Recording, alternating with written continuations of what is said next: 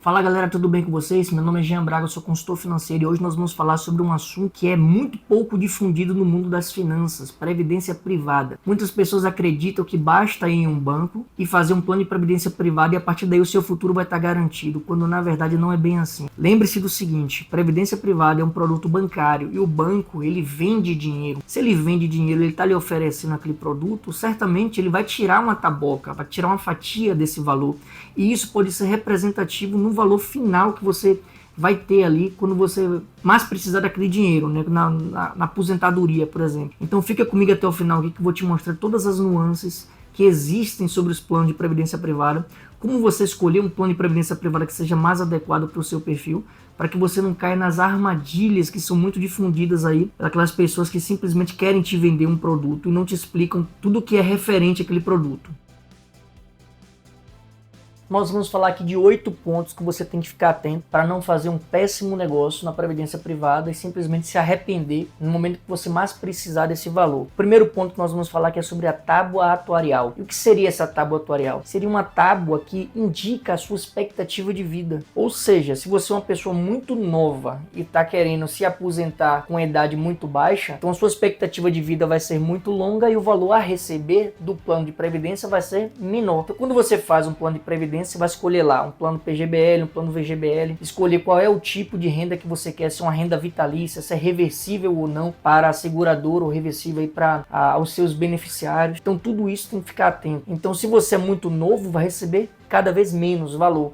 E os valores, as correções dos valores, isso aí vai ser simplesmente pela inflação do período. Antigamente tinha muita aquela correção de um valor da inflação, mas um valor real, porque atualmente com as novas tábuas atuariais não se tem visto aí. Então esse é o primeiro ponto para você ficar atento. Já o segundo ponto, bastante relevante, é a taxa de administração. A taxa de administração é um valor que você paga para aqueles gestores daquele fundo de previdência fazer a gestão daquilo ali, nada mais justo, beleza. Só que essas taxas de administração, elas podem ter valores bastante expressivos também. E quando nós trazemos aqui para uma realidade de que nós estamos pensando em um projeto de longo prazo, e esse projeto de longo prazo vai incidir os juros compostos aí ao longo desse tempo, qualquer valor, mesmo que pequeno, 0,1%, 0,2%, 0,3%, qualquer valor, por menor que ele seja, vai representar muito no longo prazo. Então, tem que pensar na menor taxa possível.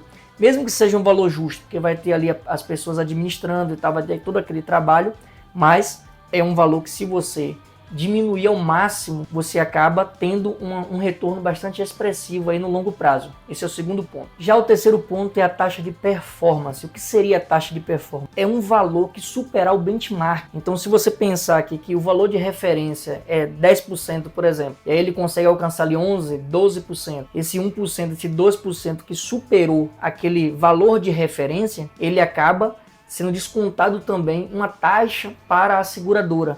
É como se fosse um bônus por ter superado aquele índice de referência para aquele tipo de investimento. Aí você pensa assim, pô, mas eu já não estou pagando uma taxa de administração para que os gestores realmente superem o valor de referência? Pois é, esse é o meu pensamento. Se eu acho que se eu estou pagando para os gestores gerirem uma carteira para mim, eu não deveria estar pagando taxa de performance com relação a isso. Esse é o meu pensamento. Se você acha que é justo, tudo bem, aí vai da cabeça de cada um.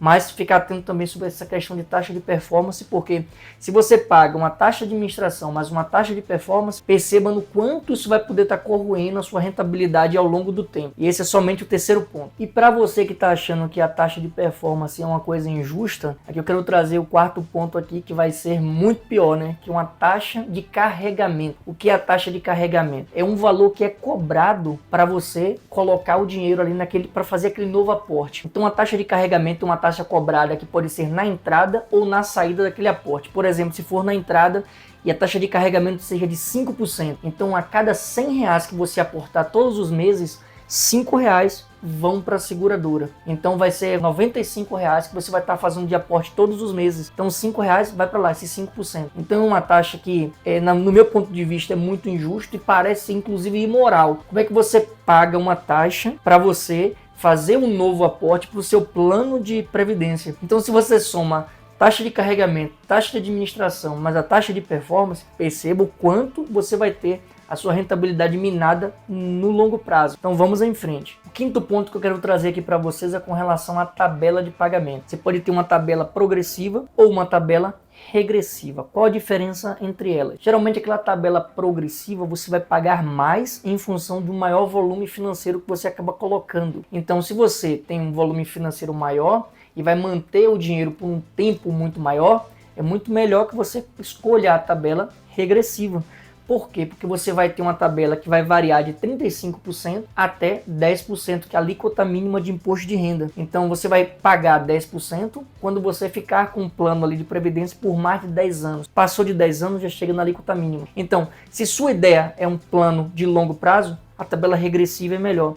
Se você tem um volume financeiro muito pequeno e quer manter para o curto prazo, a tabela progressiva vai ser menor, porque o prazo já é menor. Esse é um outro ponto que você tem que ficar atento também com relação à tributação, que senão você vai acabar, além de ter toda a sua rentabilidade minada pela seguradora, você acaba perdendo também para o governo na hora de pagar ali o imposto de renda. Já o sexto ponto, vamos falar aqui sobre os tipos de plano de previdência privada. Nós temos aqui o PGBL, que é o Plano Gerador de Benefícios Livres, e o VGBL, que é o Vida Gerador de Benefícios Livres. Qual a diferença entre eles? É mais uma questão tributária. Então vamos pensar que muita gente acha que o PGBL é o melhor plano e tal, mas por que será? Às vezes um vai ser mais indicado para umas pessoas e o outro vai ser indicado para outras pessoas. A diferença básica com relação a ele é que o PGBL você pode abater naquela base de cálculo do seu imposto de renda, né, que você faz anualmente, até 12% do que você coloca ali no seu plano de previdência. Então vamos supor que sua base de cálculo seja de R$100. Você pode abater 12%, né, ou seja, R$12 dessa base de cálculo. Então sua base de cálculo agora vai ser uma alíquota que vai incidir sobre R$88 e não sobre os R$100. Então você acaba pagando menos imposto de renda naquele período.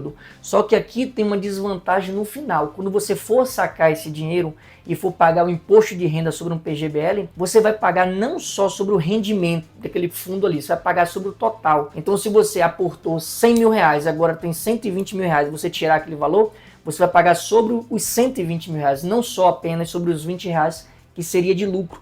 Então você fez uma postergação do imposto de renda.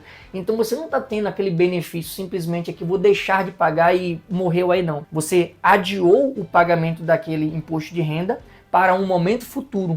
Então isso vale a pena se você pegar daqueles 12% e fizer um novo aporte em algum investimento para você ganhar com juros compostos ao longo do tempo. Mas se você come esse dinheiro e não utiliza ele para nada, você está simplesmente trocando 6 por meia dúzia. A diferença do VGBL agora é que você não vai ter esse benefício de postergar o imposto de renda. Você vai simplesmente, a base de cálculo é integral, você não vai ter dedução nenhuma no imposto de renda que você está fazendo anualmente, mas no final, quando você for sacar os benefícios, você vai pagar o imposto de renda somente do valor do lucro. Então se eu aportei 100 e agora tenho 120, o imposto de renda vai incidir em cima do lucro, que seria o de 20 mil, nesse caso nosso exemplo que a gente está falando. Você vai manter ali o investimento ali para o longo prazo, você está querendo...